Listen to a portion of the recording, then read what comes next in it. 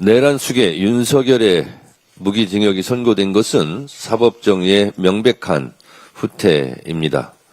12.3 비상계엄을 내란 행위로 인정하고 내란 우두머리에 해당하는 죄값 중 최저 형량이라도 선고했다는 것을 제외하면 결과와 내용면에서 모두 부족했습니다. 감경 사유는 더욱 처참합니다. 윤석열에 대한 양형 참작의 사유로 첫째, 아주 치밀하게 계획을 세운 것으로 보이지 않는 점을 꼽았습니다. 직접적인 물리력이 실제 행사되지는 않았고 대부분의 계획이 실패로 돌아갔다는 점을 덧붙였습니다. 이는 사실과 다릅니다.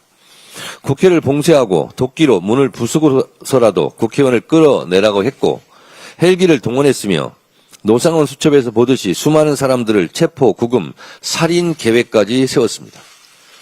이것이 성공했다면 저도 이 세상 사람이 아니었을 것이고 이재명 대통령은 물론 김민석 총리, 박찬대, 우원식 등 많은 사람들이 죽었을 것입니다. 계엄의 요건을 만들기 위해 북한으로 무인기를 보냈습니다. 얼마나 치밀했습니까? 사전에 계엄을 경고한 민주당, 국회로 달려온 시민들, 헬기 진입을 막은 김문상 대령, 서강대교를 넘지 말라는 조성현 대령 등 12.3 내란의 밤은 헌법과 민주주의 수호를 위해 맨몸으로 맞섰던 시민들과 소극적으로 행동한 군인들의 용기 덕분에 실패했을 뿐입니다.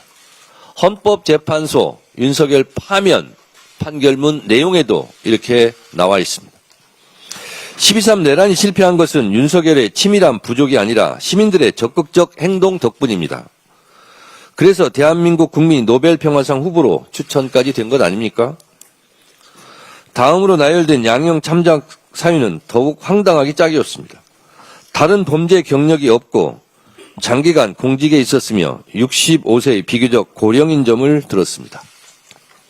비교적 고령인 65세 대목에서 실수가 터졌습니다. 윤석열이 55세였다면 사형을 선고했다는 말입니까? 79세 고령인 한덕수 전 총리에 대한 선고에서도 내란 행위는 고령이라도 엄한 처벌을 하는 것이 타당하다며 양형의 나이를 고려하지 않았습니다.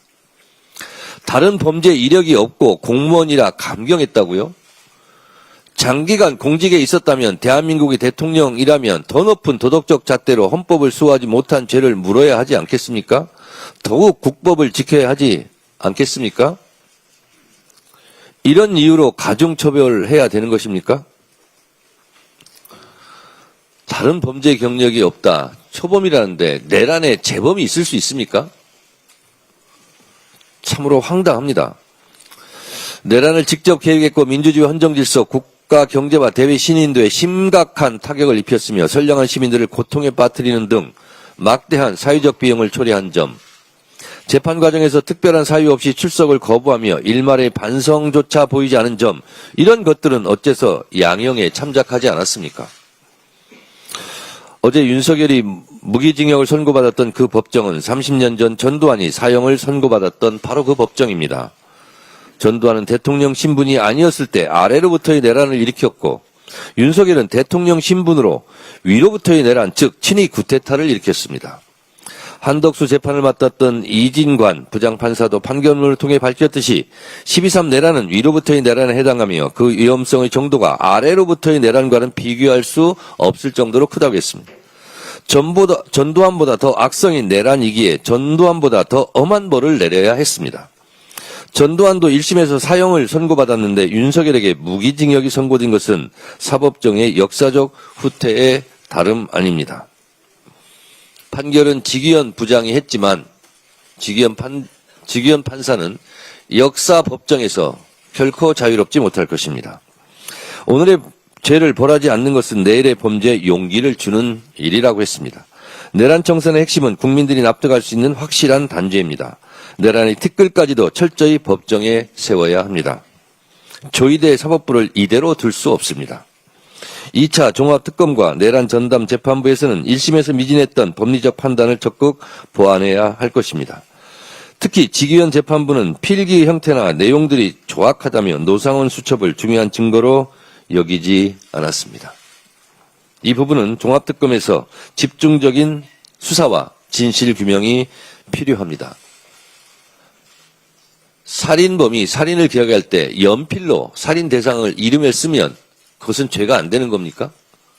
오히려 생각나는 대로 필기 연필로 막 볼펜으로 막 적은 것이 더 중요한 범죄의 증거 아니겠습니까?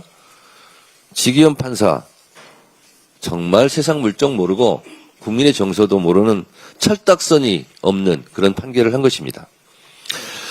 더불어민주당은 내란 전단부를 통해 국민과 역사의 눈높이에 맞는 진정한 단죄가 이루어질 수 있도록 혼신의 힘을 다하겠습니다. 사법부가 제2의 전두환, 제2의 윤석열이라는 반역의 불씨를 계속 남기는 일이 없도록 사법개혁안, 대법관 증원, 법외국지 신설, 재판소원제 도입 등 사법개혁을 확실하게 완수하겠습니다.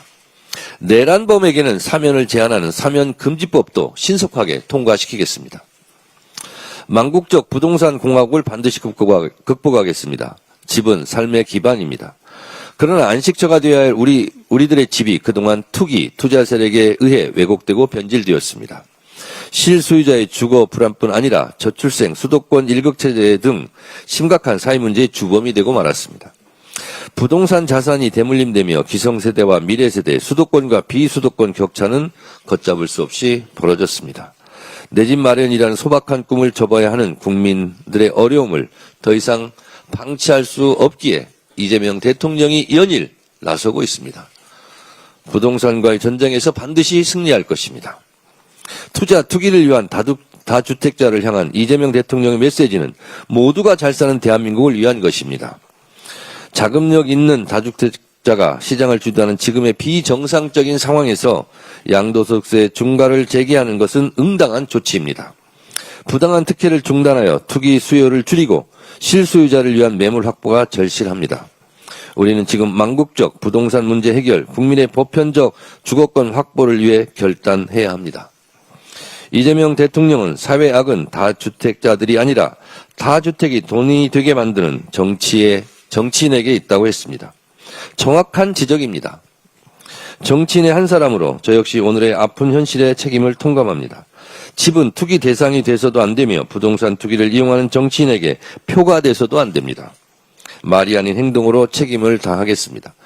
부동산 감독원을 신속히 처리하고 충분한 주택 공급으로 서민 주거 안정에 앞장서겠습니다. 이재명 정부의 부동산 정책을 든든히 뒷받침하여 부동산 공화국 극복이라는 과제를 반드시 완수하겠습니다. 국민의힘 장동혁 대표에게 요청합니다.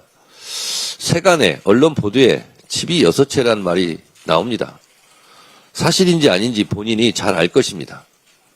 최근에는 부모님까지 들먹이면서 울먹였다는 보도를 제가 보았는데 울지 마세요. 그리고 부동산 청산하시기 바랍니다. 지금 다주택자 문제로 지금